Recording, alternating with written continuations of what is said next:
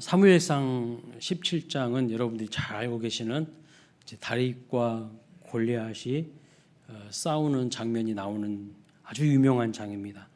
너무나도 잘 알고 있기 때문에 설교하기가 아주 어려운 본문입니다. 누구나 다 알고 있기 때문에 이런 본문을 설교하는 것이 오히려 더 어려워요. 오늘 제가 숙제를 하나 드립니다.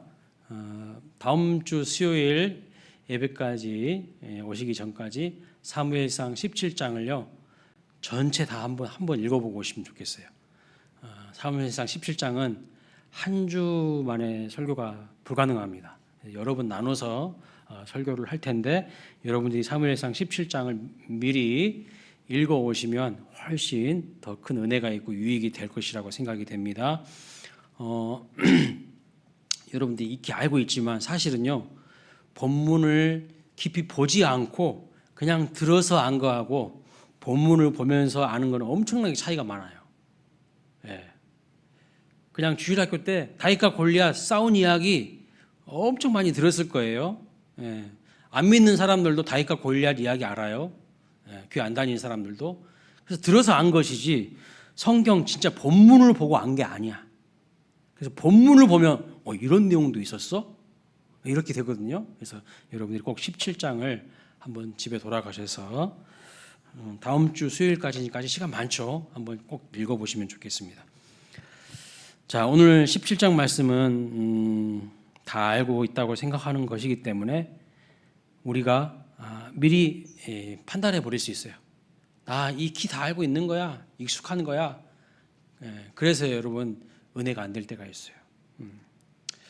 오늘 본문에서 우리에게 주시는 메시지 몇 가지를 좀 살펴보고요. 다음 주에는 더 이제 오늘 전하는 메시지보다 더 좀 심오한 내용이 그리고 미처 알지 못했던 내용들이 다음 주에는 더 많이 이제 등장합니다.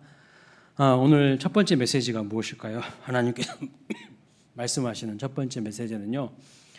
불순종의 열매가 우리를 힘들게 한다는 거예요. 첫 번째 메시지. 불순종의 열매가 결국은 우리를 힘들게 한다라는 것입니다. 본문 4절 말씀 한번 볼까요? 4절 말씀을 같이 읽어보겠습니다. 시작. 블레셋 사람들의 진영에서 싸움을 도두는 자가 왔는데 그의 이름은 골리앗이요 가드 사람이라. 그의 키는 6규빗 한 뼘이요. 네. 여기 보면 누가 등장하죠? 우리가 잘 알고 있는 골리앗이 등장합니다. 골리앗. 그런데 여기 골리앗에 대해서 묘사하면서 그의 출신 지역과 그 다음에 그의 키에 대해서 묘사하고 있습니다. 키가 여러분 6규빗하고 한 뼘이래요. 6규빗하고 한 뼘.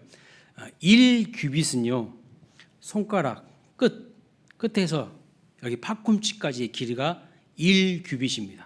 그래서 대개 약 45cm. 조금 긴 사람들은 50cm도 있어요. 그래서 이스라엘에서는 1규빗이 한 규빗이 대개 45cm로 통일합니다. 근데 이제 메소포타미아에서는 1규빗이 50cm였어요. 조금씩 차이가 있긴 하지만 어쨌든 45cm에서 50cm 사이를 1규빗이라고 합니다. 그러면 여러분 6규빗 하면 몇 cm예요? 50으로 잡으면 몇 cm예요? 3m예요. 3m. 그 다음에 한 뼘이에요. 한 뼘. 한 뼘이 되게 몇 cm 정도 되죠? 뭐 사람들마다 다 다르겠지만 한 좀 크게 잡아서 20cm라고 해봅시다. 그러면 3m 20cm예요. 그죠? 1규빗이 한 규빗이 45cm라고 잡으면 약 한 290에서 3m 정도 될 것이고 50cm라고 잡으면 3m 20. 어마어마한 거인이에요. 거인. 여러분 최홍만 씨가 몇 cm인 줄 아세요? 최홍만 2m 18cm예요. 2m 18cm. 제가 최근에 유튜브에서 쇼츠 영상으로 우리 최홍만 씨하고 머리를 빡빡 깎은 중국 선수하고 링에서 겨루는 장면을 봤거든요. 근데 키가 무려 47cm 차이가 나요. 근데 누가 이겼을까요?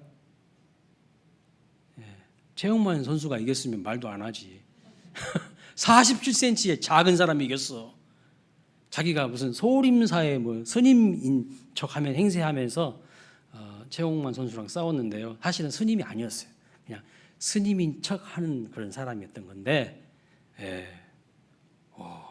보니까 딱 다윗과 골리앗이 생각나더라고요. 근데 47cm 작은 사람이 이겼어요. 자, 키가 어마어마합니다. 그러니까 여러분, 키 큰 이 거인 앞에서 이스라엘 백성들이 다 난쟁이 마냥 벌벌 떨고 있는 모습인 거예요. 거인 앞에서 아주 작은 난쟁이들처럼 벌벌 떨고 있어요. 두려움에 떨고 있습니다. 자, 그런데 여러분, 우리가 알아야 될 것은 골리앗이 어떻게 등장하게 되었냐는 것이죠. 왜 골리앗이 등장해서 하나님의 백성들을 괴롭히고 있을까요? 어떻게 해서 골리앗이 등장하게 되는 겁니까? 제가 한번 여러 차례, 한 2차례 정도 여러분에게 말씀드린 적이 있어요. 이미 기억하시는 분들이 있을 거예요. 여러분, 이 골리앗은요, 불순종의 열매예요. 불순종의 열매. 더 정확하게 말씀드리면 부분적인 순종의 열매입니다. 부분적인 순종의 열매. 원래 가나안 땅에는요, 어떤 족속이 살고 있었죠? 거인 족속, 아낙 자손들이 살고 있었습니다. 그런데 하나님은 여호수아와 이스라엘 백성들에게 그 가나안 땅에 살고 있었던 아낙 자손들, 원주민들을 어떻게 하라고 하셨죠? 다 진멸하라고 하셨어요. 다 진멸하라고. 그래서 여러분 여호수아 말씀을 보면 가나안 땅에서 엄청나게 많은 전쟁이 벌어지는 것을 볼 수 있어요. 수도 없는 전쟁이 벌어집니다. 그런데 여러분, 하나님의 말씀대로 여호수아와 이스라엘 백성들이 다 진멸했습니까? 어떻게 했죠? 하나님의 명령에요, 온전히 순종하지 않았어요. 부분적으로만 순종했어요. 그래서 여호수아 11장 22절 말씀 한번 보겠습니다. 읽어볼까요? 시작. 이스라엘 자손의 땅에는 아낙 사람들이 하나도 남지 아니하였고 가사와 가드와 아스도네만 남았더라. 네, 그렇습니다. 가사와 가드와 아스돗도 가나안 땅이에요. 그런데 이 가사와 가드와 아스돗을 제외한 모든 가나안 땅에 있는 아낙 자손들은 다 제거했어요. 다 진멸했어요. 그런데 가사와 가드와 아스돗에 남아있는 사람들은요, 내버려뒀어. 진멸하지 않았어요. 여러분, 이 가사와 가드와 아스돗이 나중에 어느 나라가 되는 줄 아세요? 블레셋이 되는 거예요. 블레셋. 지금의 팔레스타인이 바로 블레셋입니다. 블레셋. 성경에 여러분 영어 성경을 보면요, 여기 여호수아라든가 이런 말씀을 영어 성경으로 보면요, 블레셋이라는 단어에 뭐라고 표현되냐면 팔레스타인 이렇게 나와요. 블레셋이 팔레스타인이에요. 가나안의 모든 땅에서는 그 땅에 살던 아낙 자손들 진멸했습니다. 그런데 이 땅에서만 내버려둔 거예요. 가사와 가드와 아스돗에서 남겨둔 것입니다. 그러니까 하나님의 말씀을 부분적으로는 순종하고 부분적으로는요, 불순종한 것이죠. 온전한 순종이 아니에요. 그러면 왜 부분적으로 순종했을까요? 왜요? 90% 우리가 가나안 땅을 다 점령했으니까 요거 10% 정도 점령 안 해도 이제 저것들은 힘이 없어. 그냥 내버려둬도 힘 못 써. 그러니까 그냥 내버려둔 거예요. 이미 다 많이 점령했잖아. 그리고 우린 지금 피곤하거든. 그동안 전쟁하느라고 너무 피곤하지. 그러니까 하나님의 말씀에 온전하게 순종하지 않아요. 불순종한 것입니다. 그런 인간적인 생각과 판단이 이제 세월을 흘러서 어떠한 열매와 결과물을 만들어냅니까? 골리앗이라는 인물을 만들어낸 거예요. 골리앗이라는 인물.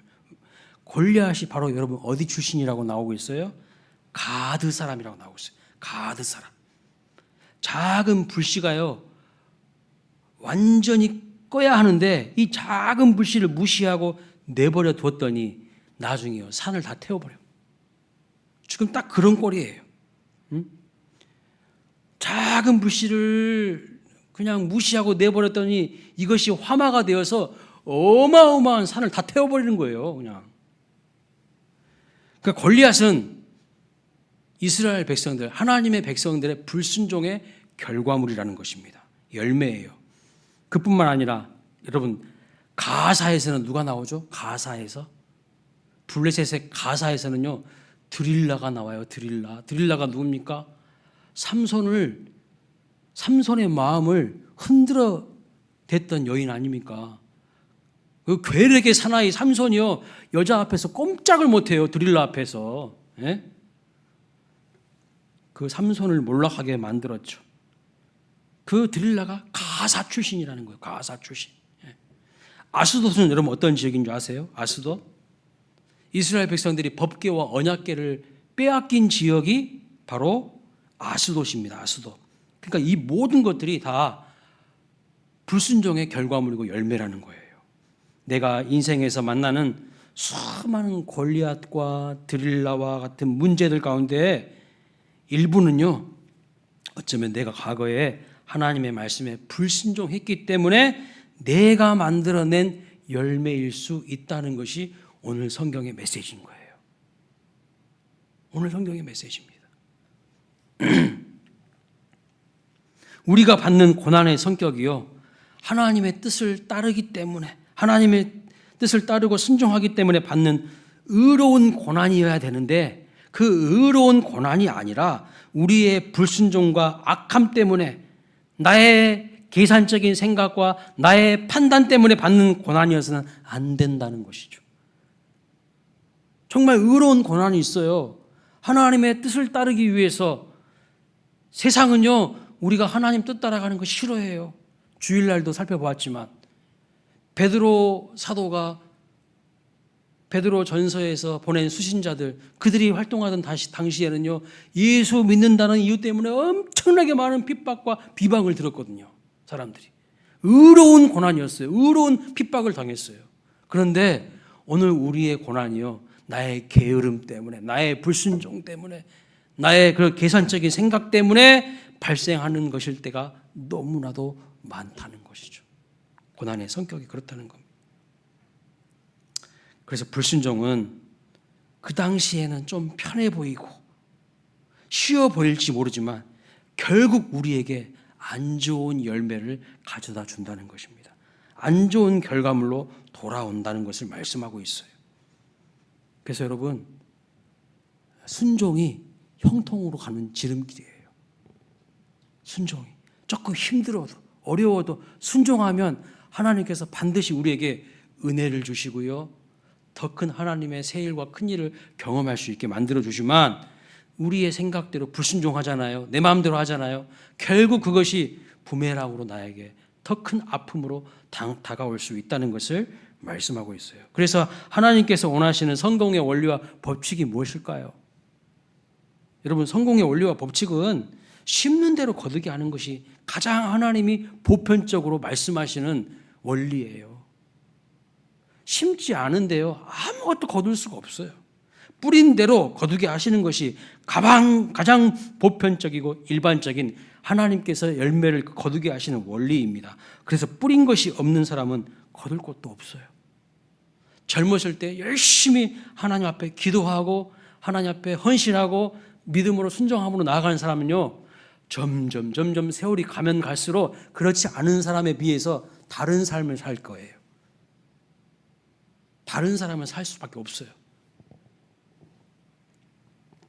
우리는 순종함으로 형통의 열매를 거두시기를 주님의 이름으로 축원합니다. 자, 두 번째로 오늘 우리에게 주시는 메시지는 무엇일까요?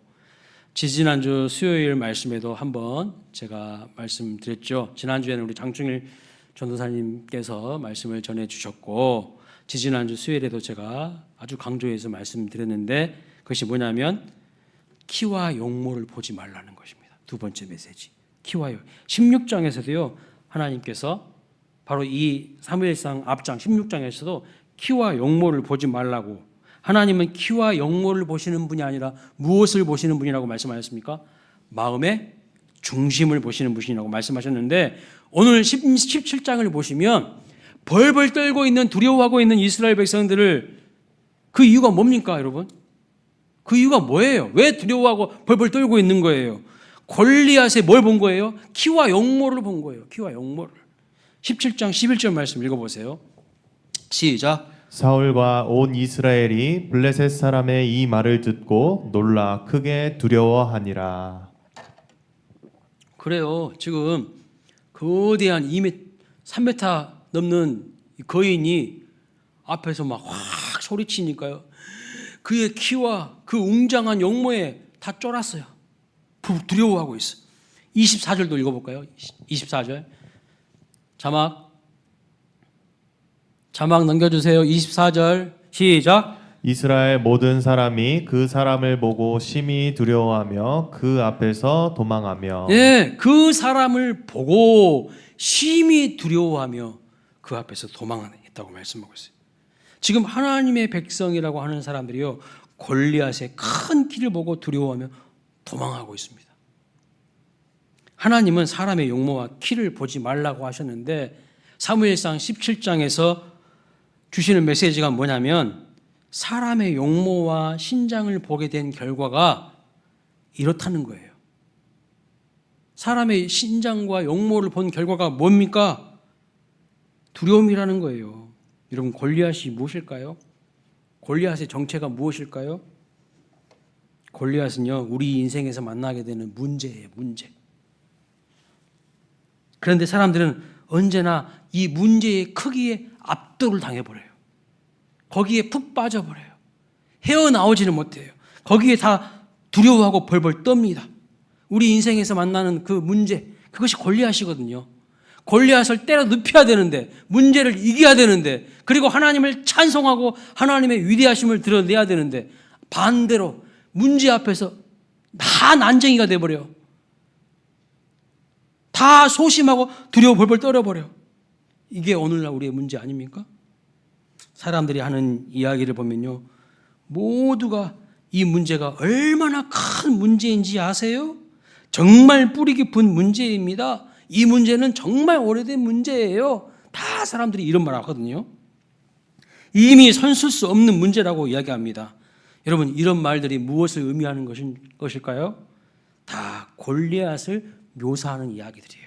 사람들이 하는 이야기 자세히 들어보세요. 다 문제의 크기를 이야기하고 있어요. 그 문제가 얼마나 오래된 문제이고, 그 문제가 얼마나 심각한 문제이고, 그 문제가 그 누구도 손쓸 수 없는 문제라고 이야기하고 있어요. 다 뭘 묘사하냐면 골리앗의 크기를 묘사하고 있어요. 그렇죠? 내가 가진 거대한 문제의 크기에 집중하고 그 크기를 강조하는 표현인 것이죠. 그 문제가 너무 커서 그 결과 어떻다는 거예요? 내가 두렵다는 거죠. 모두 문제만 바라보면 거기에 함몰되고 빠지게 되어서 아무것도 못하는 것입니다. 하는 것은 뭐예요? 벌벌 떨고 두려워하는 것이에요. 오늘 우리의 모습이 이렇지 않습니까? 여러분들에게 어떤 문제가 하나 딱 생기면 여러분들은 그 문제를 어떻게 바라봅니까? 자, 하나님은 무엇이라고 말씀하십니까? 문제를 보지 말라는 거예요. 키와 용모를 보지 말라는 것이 오늘 두 번째 메시지예요. 그 말은 문제를 회피하라는 뜻이 아니라 문제보다 더욱 크신 누구를 보라는 거예요? 하나님을 믿음의 눈으로 바라보라는 것입니다. 민수기 13장에 보면요, 가나안 땅에 들어가기 전에 모세가 12명의 정탐꾼을 가나안 땅에 파송합니다. 가서 보고 오라는 거예요. 정탐하고 오라는 겁니다. 정탐꾼들이 다녀와서 보고합니다. 민수기 13장 28절로 33절 말씀을 한번 같이 읽어보겠습니다. 시작.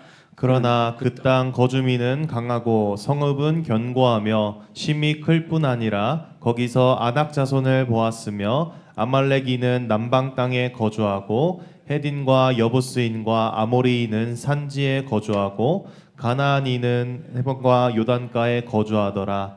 갈렙이 모세 앞에서 백성을 조용하게 하고 이르되 우리가 곧 올라가서 그 땅을 취하자 능히 이기리라 하나 그와 함께 올라갔던 사람들은 이르되 우리는 능히 올라가서 그 백성을 치지 못하리라. 그들은 우리보다 강하니라 하고 이스라엘 자손 앞에서 그 정탐한 땅을 악평하여 이르되 우리가 두루 다니며 정탐한 땅은 그 거주민을 삼키는 땅이요 거기서 본 모든 백성은 신장이 장대한 자들이며 거기서 네피림 후손인 아낙 자손의 거인들을 보았나니 우리는 스스로 보기에도 메뚜기 같으니 그들이 보기에도 그와 같았을 것이니라. 아멘. 자, 뭐라고 처음에는 보고합니까? 그 땅은 무슨 땅이라고 보고 있죠? 젖과 꿀이 흐르는 땅이라고 처음에는 딱 보고합니다. 그런 땅이 맞다고 합니다. 그러나 그 땅 거주민은 강하고 그 성읍은 견고하고 심이 클 뿐만 아니라 거기에는 거인 족속 아낙 자손이 살고 있다는 것을 보고하면서 악평을 하기 시작하죠. 거기서 아낙 자손 거인들을 보았고 우리는 그들에 비하면 메뚜기다고 아무것도 아니다고 이야기합니다. 뭘 보고 있는 거예요? 뭘 보고 있는 거예요? 그들의 용모와 신장을 보고 판단하고 있는 거예요. 내가 가진 문제의 크기를 이야기하고 있는 것입니다. 그 결과 어떻게 되죠? 두려움이 엄습해 오는 거예요. 두려움에 빠져버리는 거예요. 생각이요 마비가 돼버려요. 생각이 바른 판단력이 마비가 돼버려요. 믿음이요 완전히 마비가 되어버려요. 이러한 10명의 정탐꾼의 보고를 들은 여러분 이스라엘 반응이 무엇일까요? 정탐꾼들이 이렇게 보고했어요. 젖과 꿀이 흐르는 땅 맞습니다. 맞기는 맞는데 그 성읍도 그렇고 거기 살고 있는 사람들도 도저히 우리가 상대할 수 없는 거인들입니다. 우리는 그에 비하면 메뚜기 맞아요. 그렇게 이야기를 하는 거예요. 다 두려움이 떨어가지고 그렇게 보고를 하는 거예요. 그런데 이 보고를 들은 그러면 이스라엘 백성들, 온 이스라엘 백성들의 반응은 어땠을까요? 자, 14장 1절 말씀 읽어보겠습니다. 시작. 온 회중이 소리를 높여 부르짖으며 백성이 밤새도록 통곡하였더라. 밤새도록 통곡했다는 거예요. 밤새도록. 왜요? 부정적인 이야기를 들었으니까요. 밤새 통곡해요. 믿음으로 바른 판단을 하지 못하니까요. 감정이 어떻게 되는 것입니까? 밤새 통곡하는 절망과 낙심에 빠져버리는 거예요. 여러분, 그러니까 소망의 메시지가 얼마나 중요한지 아시겠죠? 자꾸요, 세상과 마귀는요, 우리에게 안 좋은 소리를 들려줍니다. 거기에 푹 빠지라고, 두려움에 빠지라고, 절망에 빠지라고, 낙심에 빠지라고, 그리고 아무것도 믿음으로 하지 말라고 계속해서요 우리에게 안 좋은 정보를 주는 거예요. 가짜 거짓 정보를 주는 거예요. 앞이 캄캄하게 보이고 앞날에 대한 희망의 메시지는요 온통 보이지 않습니다. 자, 민수기 13장 14장에서 가나안 땅에 자리 잡고 있는 이 아낙 자손들의 키와 용모를 보고 절망하고 벌벌 떨었듯이 오늘 사무엘상 17장도요 똑같아요. 전쟁 앞두고 똑같은 거예요. 골리앗의 용모와 신장만 보다가 두려움에 빠져서 벌벌 떨고 있습니다. 그런데 오늘 딱 한 사람만요 키와 용모를 보지 않고 있어요. 키와 용모를 보지 않는 한 사람이 딱 등장해요. 크기에 압도당하지 않는 한 사람이 있어요. 누구죠? 다윗이에요. 다윗. 그 사람이 바로 다윗입니다. 그는 골리앗의 크기보다 용모보다 골리앗보다 하나님을 주목하고 있어요. 하나님이 어떤 분이냐를 주목하고 있어요. 크신 하나님을 바라봐요. 우리는요 자꾸 환경을 바라봅니다. 상황을 바라봅니다. 문제의 크기를 바라봅니다. 그 앞에서 다 압도당해가지고 아무것도 못해요. 한 발자국도 못 내밀어요. 못 뛰어요. 그럴 때가 너무 많죠. 여호수아와 갈렙도요 다윗과 같은 고백을 합니다. 10명의 정탐꾼은 부정적인 평가를 하면서 이야기를 하지만 여호수아와 갈렙은 다른 고백을 해요. 그들은 아낙 자손의 키를 보지 않았어요. 문제를 과장하지 않았습니다. 오히려 그들은요 우리의 먹이요 밥이라고 이야기합니다. 누가요? 여호수아와 갈렙이 문제를 과장해서 확대 제세 생산하지 않고 문제를 해결하실 하나님을 이야기해요. 어떤 분들은요 그분 입에만 뭐가 들어가면요 완전히 뻥튀기가 돼. 요만한 문제도 막 이만하게 돼. 확대 재생산. 너무 허풍이 심하고 과장이 심해요. 사랑하는 여러분, 오늘 우리의 시선은 하나님을 바라보고 있습니까? 아니면 세상만 바라보고 있지 않습니까? 문제만 바라보면서 절망하고 두려움에 빠져 있는 것은 아닙니까? 본문의 이스라엘 백성들의 문제가 무엇입니까? 하나님은 키와 용모를 분명히 보지 말라고 하셨는데 17장에서 두려움에 떨고 있는 백성들의 문제는 신장과 용모만 보면서 두려워 떨고 있는 거예요. 하나님의 백성들은 문제를 이야기하는 사람이 아니라 그 문제를 해결해 주시는 하나님을 이야기하는 사람이 성도인 거예요. 믿으십니까? 문제를 해결해 주시는 하나님을 노래하고 하나님을 믿고 하나님을 순종하며 따라가는 사람들이 성도인 것이지, 문제만 자꾸 들춰내고 이야기하고 확대 재생산해서 안 좋은 이야기를 공동체에 전염시키는 사람은 성도가 아니에요. 마귀의 하수인 노릇하는 사람들이에요. 더 그래서 온 백성이 밤새도록 통곡하게 만드는 사람들. 오늘 우리에게 주시는 세 번째 메시지, 이게 아주 중요합니다. 세 번째 메시지는요, 제가 만약에 시험 문제를 출제한다면 이 세 번째 메시지를 시험 문제로 출제할 것 같습니다.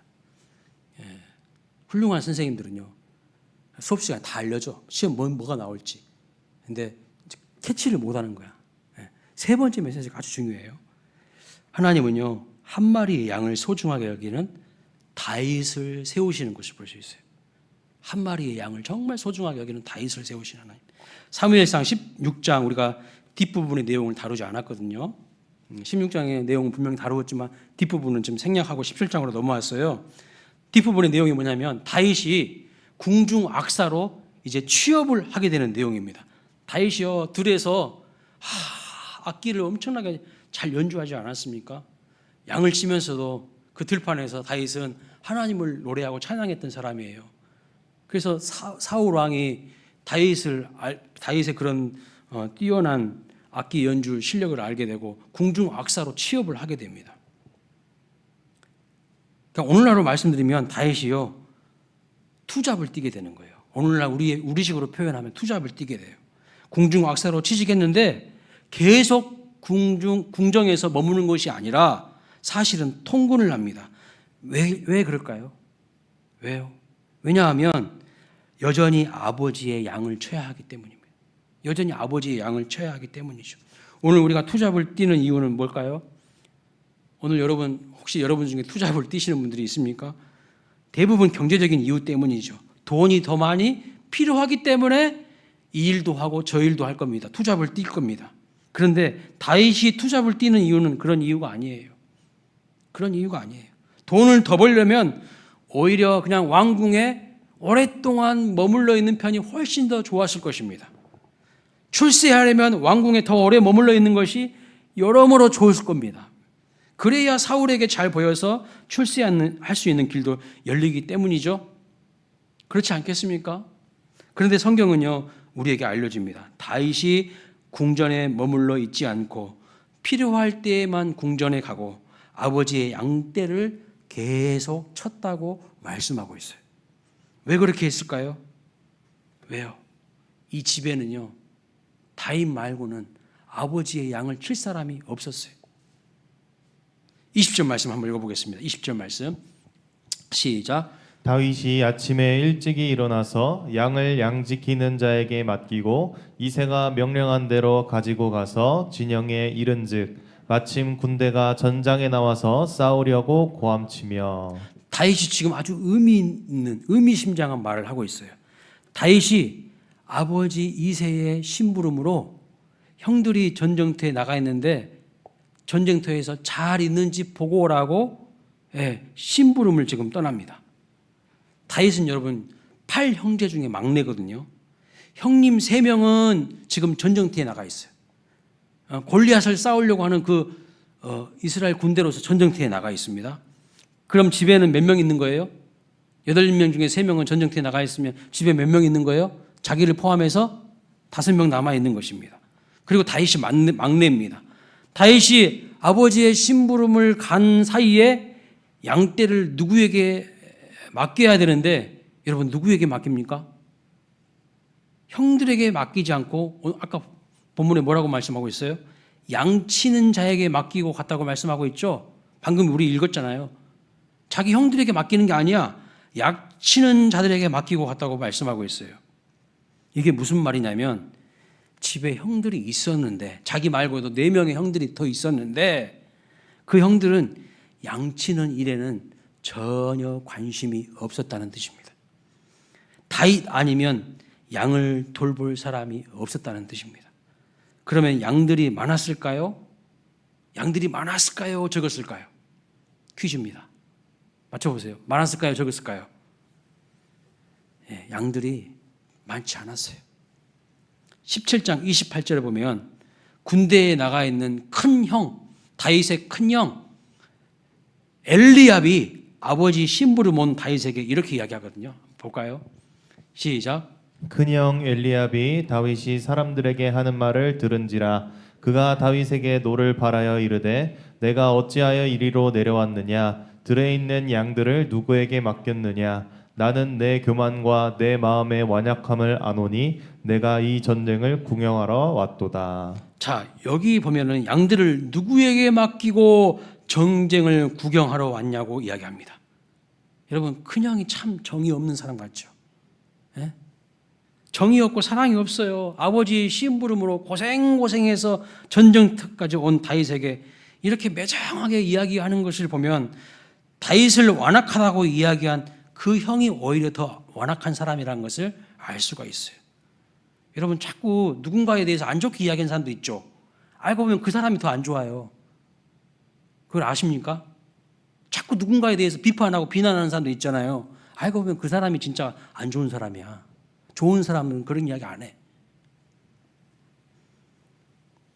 그런데 더 중요한 것은요, 형이 뭐라고 이야기하냐면 양들을 누구에게 맡기고 여기 왔냐는 거예요. 양들을 누구에게 맡기고 여기 왔냐고. 네가 할 일이나 할 것이지 여기 뭐 하려고 왔냐는 것이죠.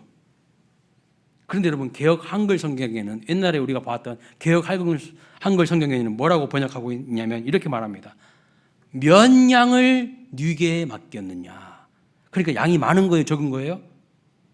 적은 거예요. 양 몇 마리 안 돼. 몇 양이야, 몇 양. 몇십 마리의 양도 아니고 몇백 마리의 양도 아니고 몇천 마리의 양도 아니야. 그냥 몇 양이야, 몇 양. 왜 형들이 아버지의 양을 치는데 관심이 없었는지 분명해지죠?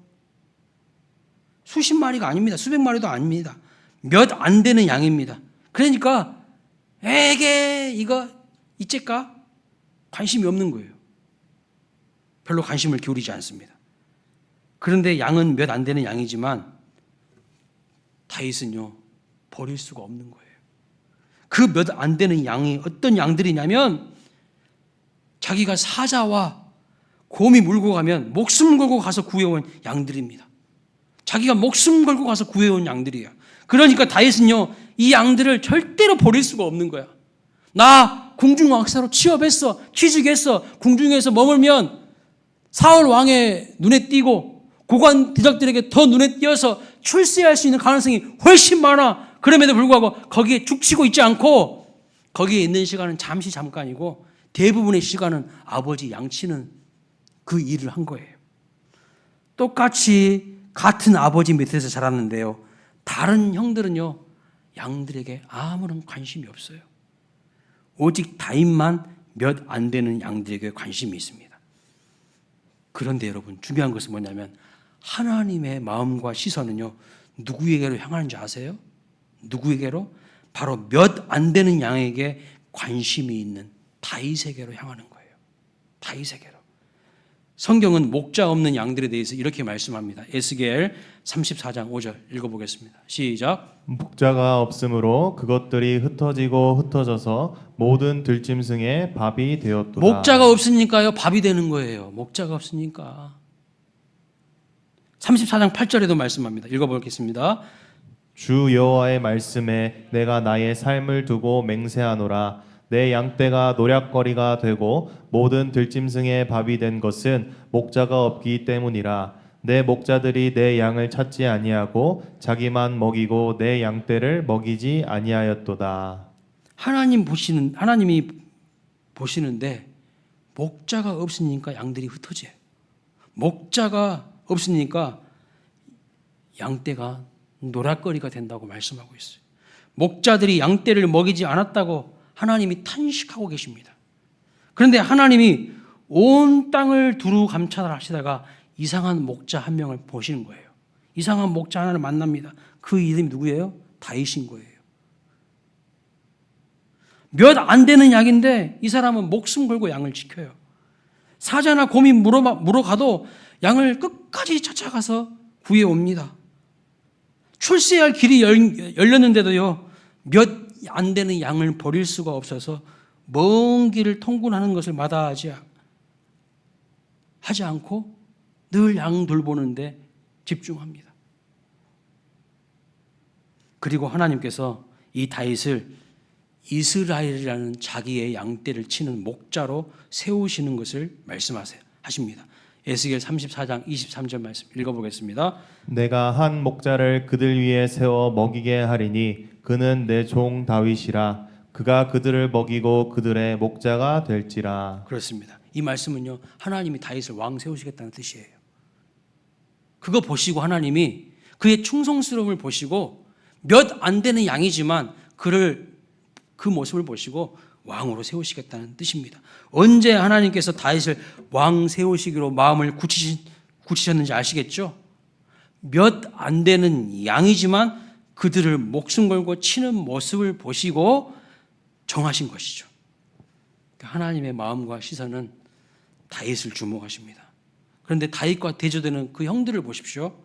사무엘상 17장 13절 15절 읽어보겠습니다. 시작. 그 장성한 세 아들은 사울을 따라 싸움에 나갔으니 싸움에 나간 세 아들의 이름은 장자 엘리압이요 그 다음은 아비나답이요 셋째는 삼마며 다윗은 막내라. 장성한 세 사람은 사울을 따랐고 다윗은 사울에게로 왕래하며 베들레헴에서 그의 아버지의 양을 칠 때에. 그렇습니다. 세 아들은 사울을 따라갔어요.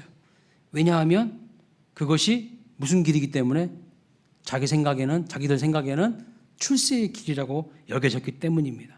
다윗의 형들은 출세하고 싶어서 사울을 따라가요. 그런데 다윗은요, 이미 출세할 수 있는 길이 열렸음에도 불구하고 사울을 따라가지 않고 들에 있는 몇 안 되는 양을 치러 갑니다.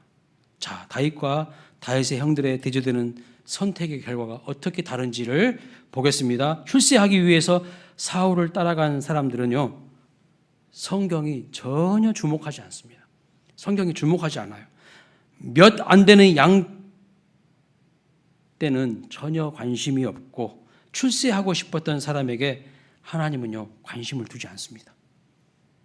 그러나 출세하기보다는 내가 맡고 있는 몇 안 되는 양떼이지만 이 작은 일에 충성하기 위해서 먼 길을 마다하지 않고 왔다 갔다 하는 그 다윗을요, 하나님은 주목하고 있는 거예요.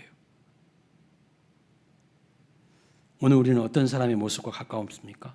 작은 일에 충성된 자에게 하나님은 더 큰 일을 맡겨주시고 놀라운 새 일을 경험하게 해주십니다. 제가 얼마 전에 어떤 목사님하고 통화를 했어요. 제가 좀 잘 아는 목사님인데 그 목사님 개척을 하셨어요. 근데 목회를 좀 잘 하셔요. 그래서 성도가 좀 부흥해서 이렇게 늘어났어요. 여러분 개척해가지고 요즘에 부흥하기가 쉽나요? 현상 유지만 해도 요즘 엄청 목회 잘한다고 유명해져요. 그러니까 목회를 잘하니까 이제 좀 소문이 났어. 그래서 큰 교회들이 여기저기서 콜이 오는 거야. 목사님, 우리 교회로 와주시면 좋겠습니다. 우리 교회로 와주시라고. 그 개척교회 힘드시니까 그냥 내버려 두시고 우리 교회로 오시라고. 그 목사님이 저한테 그 고민을 털어놓고 이야기를 하더라고요. 근데 말미에 뭐라고 말하냐면 우리 교회 성도들 놔두고 어디 가냐고. 우리 교회 성도들 놔두고 내가 어디 가냐고. 그렇게 고백하시더라고요. 아, 진짜 훌륭하시다. 그 생각이 들었어요. 여러분 큰 교회 가면 얼마나 대우 잘 받겠습니까? 얼마나 좋겠습니까?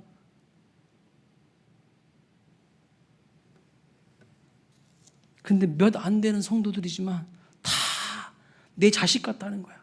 이거 버리고 내가 어디 가냐는 거지. 나 못 가겠다고. 여기저기서 콜이 온대. 큰 교회들이. 한두 군데가 아니래요.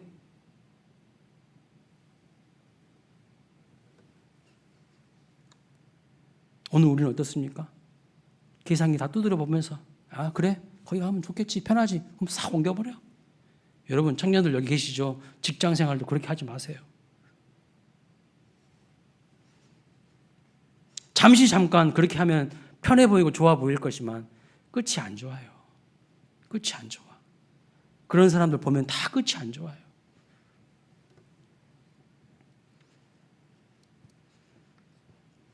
배신하지 말라는 말입니다.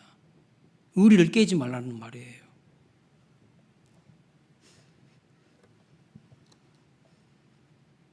여러분 사실 하나님은요 많은 군사가 필요하지 않으십니다. 하나님이 무슨 많은 군사가 필요하시겠어요? 하나님에게는 많은 무기도 필요 없어요. 하나님은요 다윗과 같은 한 사람을 찾고 계세요. 한 사람을. 그런 사람 한 사람이면 좋게 하나님에게는. 하나님이 무슨 군사가 많이 필요하시겠고 무슨 무기가 많이 필요하시겠고 무슨 돈이 많이 필요하시겠어요. 하나님은요 오늘도 충성스러운 다윗과 같은 그 한 사람 우리가 되기를 원하시는 거예요. 그 한 사람 찾고 싶으신 거예요. 다윗과 같은 한 사람만 있어도요 골리앗을 다 때려 눕힐 수 있어요. 골리앗과 블레셋을 충분히 이기고도 남습니다. 근데 그 한 사람이 없어서 마귀 앞에서 벌벌 떨고 있어요. 문제 앞에서 그냥 꼼짝달싹 못하고 있어요. 그 한 사람이 없어서. 말씀을 마칩니다. 하나님은요 부분적인 순종을 원하지 않으시고 온전한 순종을 원하시는 거예요. 온전한 순종은요 다음으로 미루는 것이 아니고 지금 해야 할 일을 하나님이 원하시는 그때에 행하는 겁니다. 그렇죠? 그래서 순종하는 삶이 결과적으로 우리를 형통하게 하는 거예요. 부분적인 순종이, 불순종이 나중에는 더 큰 안 좋은 열매로 결과물로 우리에게 다가오는 겁니다. 두 번째로 하나님은 우리에게 오늘도 뭘 보지 말라고요? 키와 용모를 보지 말라고. 문제의 크기에 압도당하지 말라고 하시는 거예요. 눈을 들어서 하나님을 바라보고 하나님의 약속을 바라볼 때 두려움을 벗어날 수 있고 승리할 수 있다는 거예요. 그래서 여러분 자꾸 우리는 하나님의 말씀을 들여다봐야 돼요. 하나님의 말씀을 들여다보면 하나님이 누구신지 모르고 하나님의 역사 가운데 어떻게 행하신지 모르고 몰라요. 그래서 환경과 상황만 바라보는 거예요.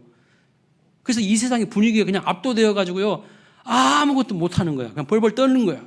그런데 자꾸 하나님의 말씀을 들여다보면 하나님이 이런 상황에서는 이렇게 하셨고 저런 상황에는 이렇게 하셔서 모든 위기를 역전시키시고 합력하여서 선을 이루게 하시는 것을 보게 되는 거예요. 그래서 자꾸 하나님의 말씀을 묵상해야 되고 하나님을 알아야 되는 거예요.